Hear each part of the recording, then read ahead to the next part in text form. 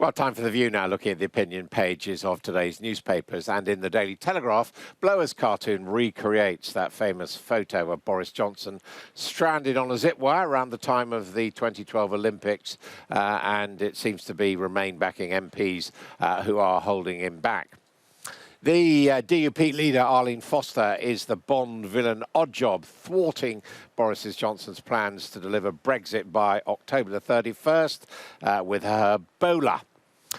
Quentin Letts asked for a little hope in the Sun this morning, saying voters want leaders who offer solutions, and voters, he reckons, are warming to Boris Johnson's can-do spirit. The Conservative peer Daniel Finkelstein writes in the Times, he says the make-up of the Commons has left too much leverage with the DUP, a party with a history of saying no to everything except spending public money. Remain is now an identity that will survive beyond Brexit, according to Raphael Baer, the columnist in The Guardian. The greatest failure of modern British governance was to encourage mass immigration to the United Kingdom and to fail to prepare for the impact of it. That's according to the columnist Philip Johnson in The Telegraph. And Anne Widdecombe, now a Brexit member of the European Parliament, said she watched in horror as the son of Jacob Rees-Mogg was escorted from the Palace of Westminster by police through what she describes as a mob of Remainers engaged in lynch mob tactics. Richard Kay, royal writer in the Mail, warns Prince Harry to remember the lessons of his parents' public feud. And Yasmin Alabai-Brown writes in the Iron newspaper, calling on politicians to do more to tackle knife crime, citing a recent increase in deaths from knives, including that of a son of a friend. Well, joining me today to look through those are the writer Benedict Spence and contributing editor at Novara Media, Ash Sarkar. We actually talked about her column in the Eye yesterday. Welcome to you both. Now, the DUP getting both barrels from the Times, Lord Finkelstein and also from the cartoonist.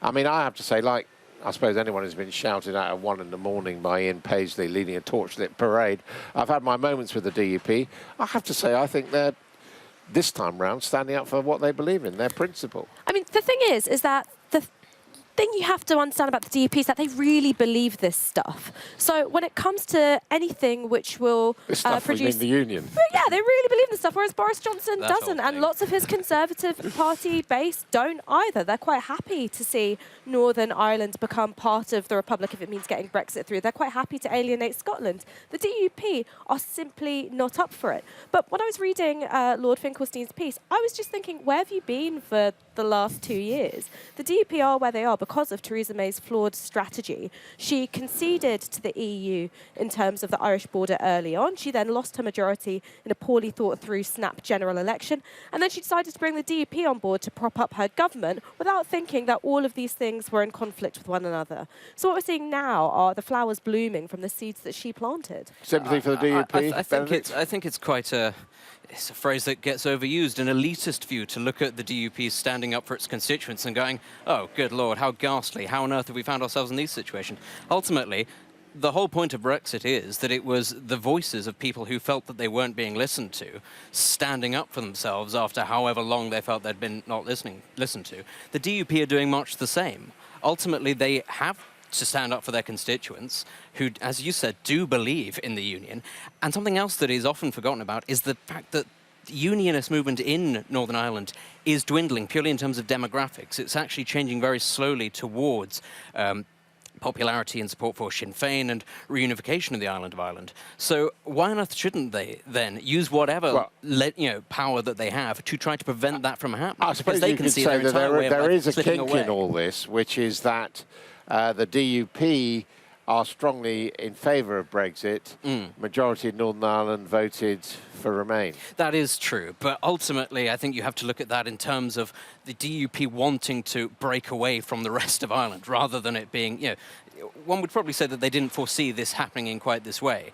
But there's no question that the majority of Northern Irish men and women who voted for Brexit probably looked at it as a way of creating more of a barrier between themselves and the Republic of Ireland, not bringing the two closer together as it's turned out. But now, then, I was going to jump in. But then this is the problem of bringing the DUP on board as the voice of Northern Ireland. They, in fact, represent a minority view in terms of Brexit, in terms of the Northern Irish population. And it means that we're now stuck in this mess of two irreconcilable points, which is Boris Johnson's deal, which does create differences between the Northern Ireland and the mainland of the UK, and the wishes of the DUP, who are empowered by Theresa May. Well, there is an answer to that, and that's for Sinn Féin and other MPs in Northern Ireland to actually take their seats in Westminster, but they won't do that. That old chestnut. It's never going to happen. Well, it's not going to happen, so they can't really complain then. But how we they're get being around represented it by will people who don't. require some Labour MPs, more Labour MPs, to outvote the DUP if they stick by their Of course, that's what all of this is built on, is the idea of Labour MPs crossing the floor and deciding what is it that they fear more. You know, their constituents, some of whom have voted Brexit, some of them haven't. Will they punish them if they don't vote for Brexit? Will they not? That's the gamble, essentially, that Boris Johnson's having to take. Now, what about the mood outside Westminster here? I mean, I have to say, as you know, we get these demonstrators here all the time. There was also the big march on Saturday, and you know, we put up with it. We had people shouting and all the rest of it. And I saw Jacob Rees-Mogg and his son walking home over there, and I didn't think they were subjected to anything which almost anybody who goes near a crowd is subjected to. And Widdecombe disagrees. What do you think?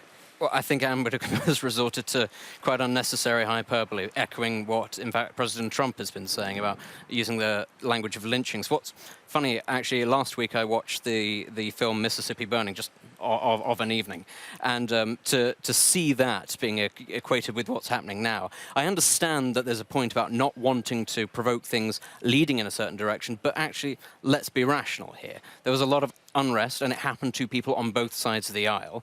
Ultimately, it wasn't very edifying, but can we not talk about things like threatening? No, can we not talk about things like lynching, please? I just think that's going too far. I mean, Anne Widdecombe exaggerating. Oh my God, I'm shocked. I'm not necessarily going to take lessons from her on making children miserable when she was one of the chief proponents of Section 28. However, yelling at kids, bad, don't recommend it. I think that the reason why she's resorting to this hyperbole is in order to dampen down the criticisms of the way in which the organised far right have piggybacked on some of the pro-Brexit demonstrations. And as someone who has been targeted by that organised far right, been threatened, chased down the street, had sticks thrown at me, that kind of thing, is that we need to deal with that quite seriously.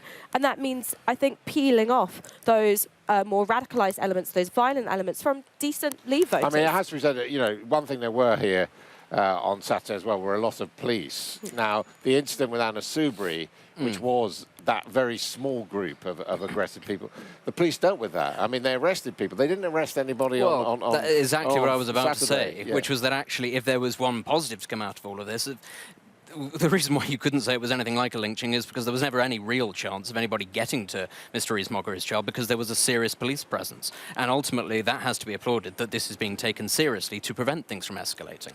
OK, thank you both very much indeed. Look forward to seeing you in the next hour. This is All Out Politics coming up next.